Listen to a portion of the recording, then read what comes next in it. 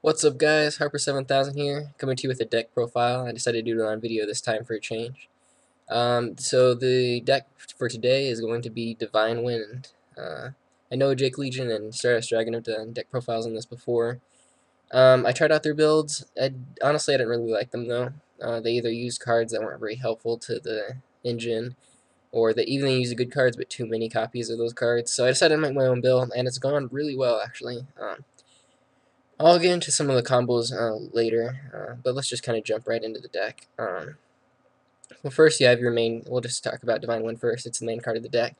It's a field spell. Its effect is once per turn. If a face-up wind monster you control returns to the hand, you can special summon one level 4 or lower wind monster from your deck. There's a lot of ways to return cards to your hand. Main way is by Genix Ally Birdman. Another way would be Mist Valley Falcon. Another way is Mist Valley Thunderlord. Your main combo is going to be with Birdman, though, so a lot of the deck is searching out Birdman. Let's just go into the deck list now. You have 3 Reborn Tengu. It's an obvious choice here. It's a wind. Whenever it's removed from the field, you special summon another one, even if it's returned to the hand. So it's really great. You summon it, return it with Unix Ally Birdman, special summon another one, special summon another wind from Divine Wind if you have that on the field. And you can go into any Synchro and Director deck pretty much. So it's a great card. You need to run it. You can change whatever else you want in the deck for the most part, but you need the 3 Birdman, the 3 Tengu, and the 3 Divine Wind. Don't change that. Next, I have the 3 Mist Valley Falcon. I only really run 4 Mist Valleys in the deck. Mist Valley Falcon, I thought about dropping it to 2 a couple of times, but I ended up at 3 because I seem to run out of it a lot, and I also really like it because it allows me to summon Mist Valley Thunderlord. There's other ways I can summon Thunderlord, like with, yes, Delta Flyer and Mist Valley Thunderbird. But for the most part, it's going to be Birdman and Falcon. That's usually the way you're going to be able to summon Mist Valley Thunderlord. And he's so helpful to this deck, so I decided I'd keep him at 3. Also, if you draw him, that's great. His effect, when he attacks, you can return a card to your hand. So return a wind monster, special summon a wind monster. It's good. I only run the 1 Thunderbird. You do really need it. You just have to have one, in my opinion, because you need to be able to make Brionac. You need a level 3 wind monster for the variation in synchro summons. It's really fun to be able to have access to Brionac because you can end up bouncing your own stuff for more pluses and things. If you draw them, it's not that bad. You just summon them, return them for Birdman, special summon them again. But I don't run more than 1 because he ends up being a dead draw later on. If I open with him, that's fine. I can just use him to bounce him. But once you're in top decking mode, you're like, okay, I need a Monster Reborn, and then you draw him. It's like, it makes you sad. So I only have the 1. The next little mini engine, 2 Genix Blast Fan and 2 Summoner Monk. Genix Blast Fan, when it's special summon, you can add a Dark Genix monster from your deck to your hand. So obviously, you're going to add Birdman.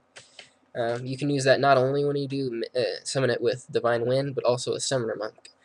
So if you're just stuck, you have nothing but like Divine Winds, you don't have your Birdmans or Tengus or anything, you can summon Monk, ditch a spell, summon Blast Fan, get a Birdman to your hand, and then you can return Blast Fan and summon Birdman, and you can do your combos from there. It just gives it more options, and also Summoner Monk you can just use to XYZ summon something.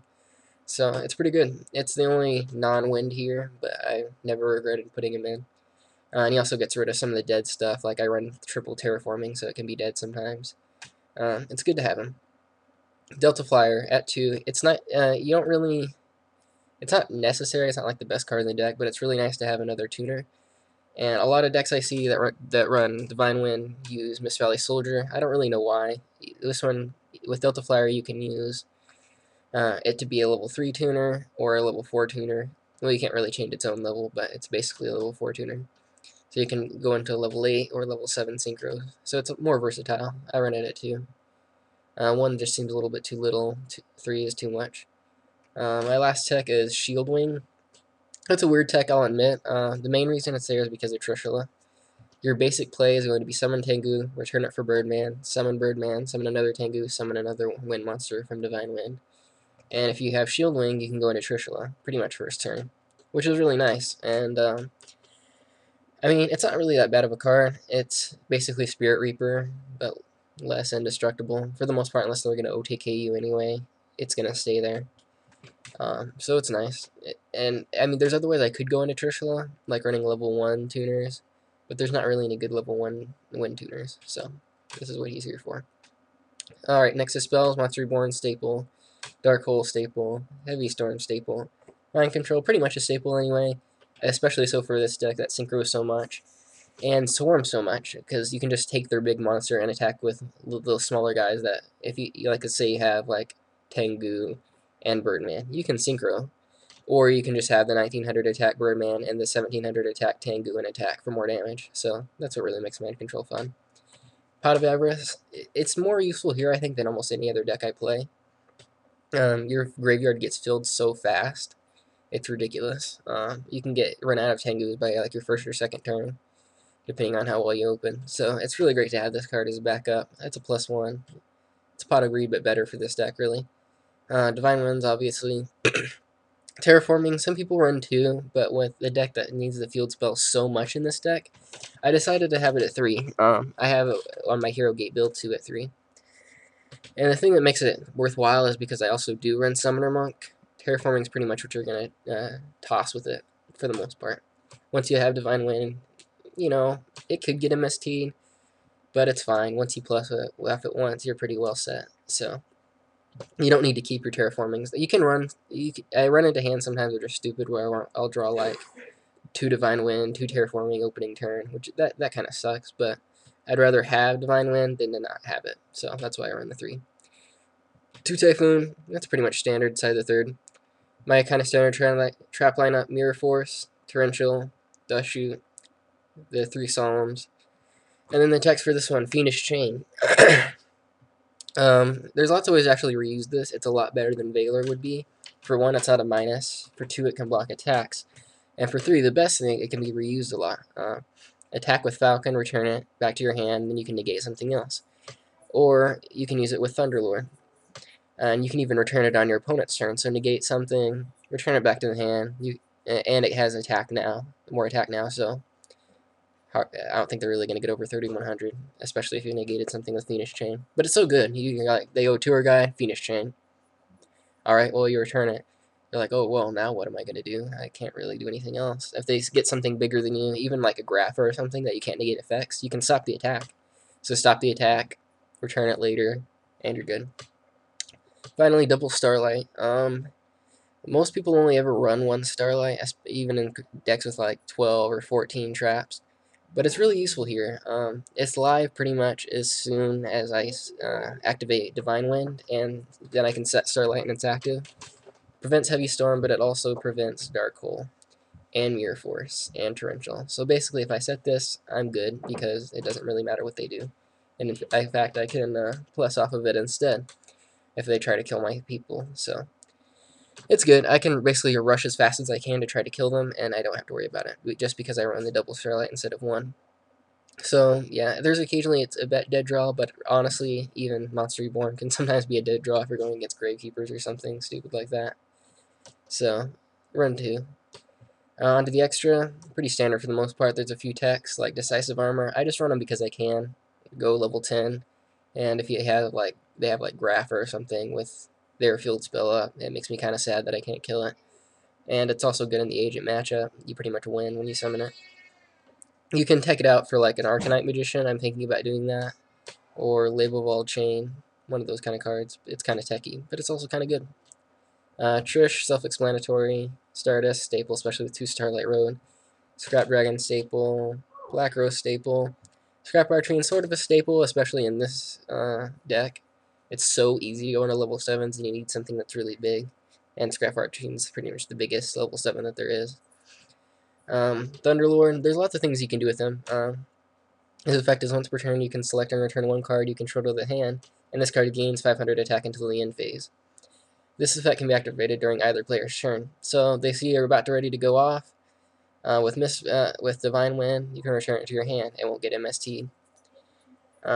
So even if they activate it, you can chain it to MST because it is a quick effect. And then the most useful thing really is the Fiendish Chain loop that I talked about earlier. Negate something, alright, return it back to your hand, set it. And then you can negate anything else against stuff like plants. That's it. They don't have anything else, unless they have heavy to get rid of it.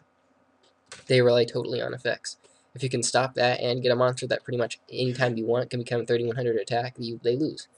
So that's what's good about them. And also being able to be the strongest level 7 is also nice, just by returning something I control to my hand. Ryo, he's a staple, and also if you really want to be a jerk, you can just return your own win monsters, and plus some more. It's kind of fun. Clears the way for OTKs, which this deck is all about. Catastor, never summoned him yet, but he's a staple, and I can summon him if I really want to, especially with mind control. For the XYZs, Utopia, pretty much a staple. Roach, he's kind of a staple, but I don't like him. Honestly, I'm thinking about replacing him for Chain. I know this isn't anything like a control deck, so I don't like him. Emerald, on the other hand, has been really useful. I use it. He has like the hidden Pot of Avarice effect, and that's really fun. You can detach an XYZ material to target 3 monsters in your graveyard, shuffle them into the deck, and draw a card. So you can reuse your Tengus, which, like I said, can be gotten turn 1, depending on how you play it. And if you play it just right, you can leave 1 Tengu on the field, return the other 2 to the deck and something else, plus off Emerald's effect, and then keep synchroning with Tengu, and they're all back to do it again. So it's nice. You don't need more than 1, though, because you're not going to summon more than 1. Leviathan, I used to have Gaianite, the Force of Earth, but honestly, it only has 100 attack less than him after you detach something. And I've been stuck sometimes with weird fields like Delta Flyer and Birdman. What am I going to do with that? If I need a beat stick, I'd rather have Leviathan in the extra, just because it's versatile. Zen Mine is a staple. Levier is pretty much a staple. I don't XYZ like rank 3s that much, but it's nice to be able to, because Levier can bring back Birdman, and then Zen Mines is just the most boss rank 3 that there is. Alright, before we quit, there's just a few things I want to point out. Gen X Blast Fan, you have to make sure that you know the rulings on this, because it can miss timing. Let's say, for example, that you summon Tengu, return it for Birdman, special Birdman, and then Tengu's effect will chain, and then you activate Divine Winds and summon Blast Fan.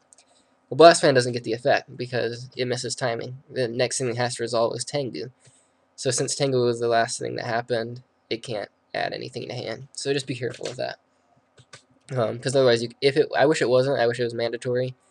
But that way I can plus some more, add more Birdmans to hand. That would be fun. But it isn't, so it's kind of sad. But just remember that. And it's actually a really strong deck. I encourage you guys to test it out for yourself. Its main weakness really is max C. It hurts even more than it does for plants, really. You summon like 5 times just to get a synchro out, really.